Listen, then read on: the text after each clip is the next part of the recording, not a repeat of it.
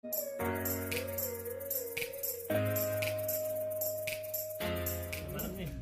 Dio, bisa dijelasin Bang nih, hari ini ada pemilihan apa Bang, bisa dijelasin Bang?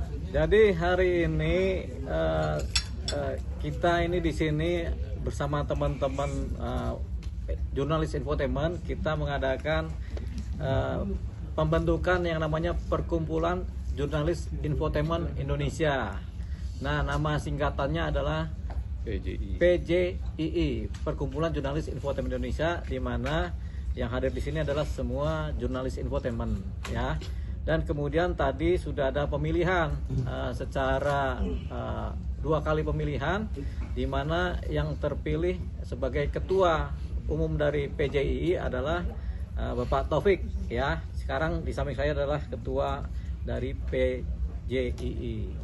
Nah, kemudian setelah terjadinya pemilihan tadi, Pak Taufik sekarang menjadi ketua, dan mengenai formatur kepengurusan dan kemudian kelanjutan ADART akan diadakan oleh Pak Ketua beserta pengurus beserta anggota nanti.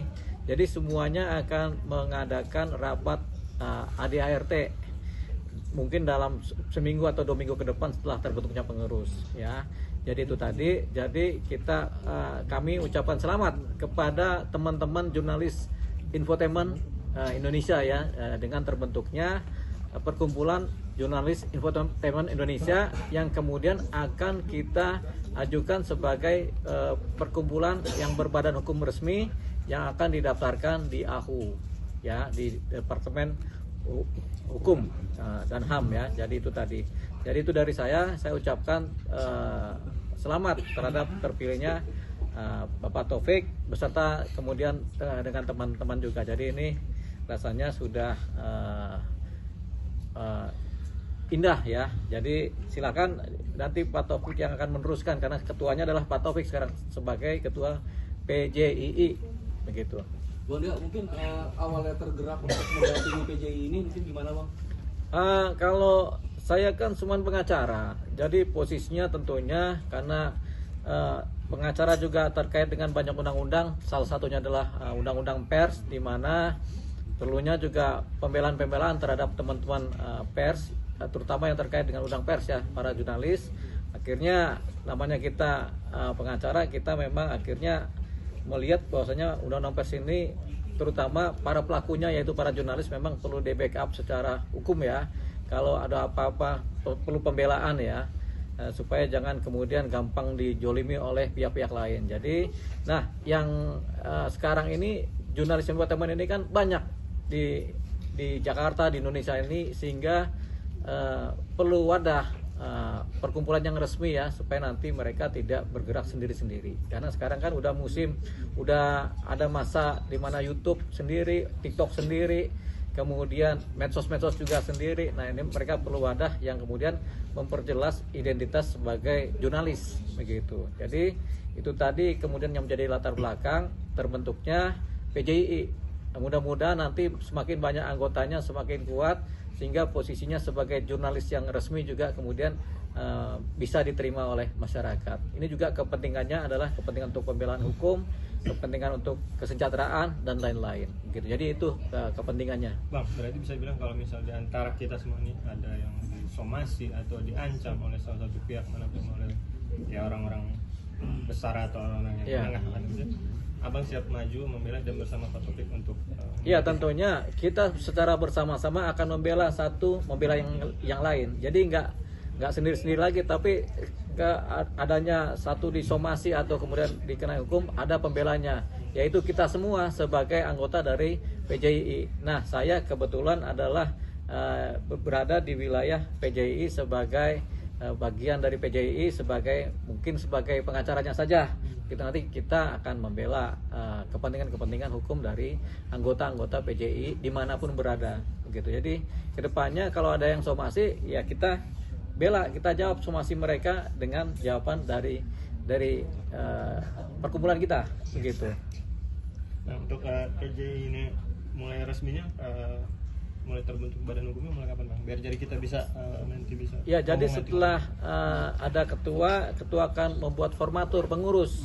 Setelah itu terbentuk, kemudian akan dibuatkan di notaris mengenai tulisan-tulisan akta-akta perkumpulan dan kemudian didaftarkan ke Kumham gitu. Itu mungkin dalam waktu 2 minggu ke depan setelah terbentuknya. Sekaligus juga ada RT yang lazim sebagai perkumpulan ya. Ada RT yang lazim sebagai perkumpulan dan ada RT khusus di mana ada keadaan-keadaan khusus yang kemudian dicantumkan sebagai ART khusus. Untuk sementara kita akan membuat ART perkumpulan jurnalis ini, dan itu nanti didaftarkan, dibuat oleh notaris dan kemudian didaftarkan di Kumham begitu sebagai badan hukum. Bang Taufik, mungkin pentingnya organisasi ini untuk mewadahi teman-teman khususnya jurnalis infotainment, bagaimana dari Bang Taufik sendiri? Ya, terima kasih. Selama ini kan kita tahu bahwa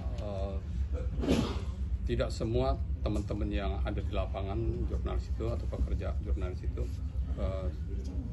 terlindungi secara hukum. Apakah itu organisasi resmi seperti PWI yang berada di bawah naungan Dewan Pers, ya Bang ya.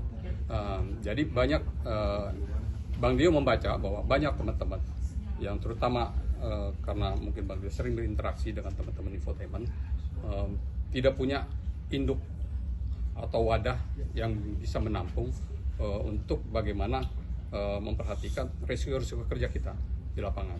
Tadi Bang Dio mencontohkan bahwa banyak teman-teman yang sekarang kita tahu punya YouTube sendiri, punya TikTok atau medsos sendiri, yang risiko kerjanya tentu kita paham juga di lapangan. Kita tidak bisa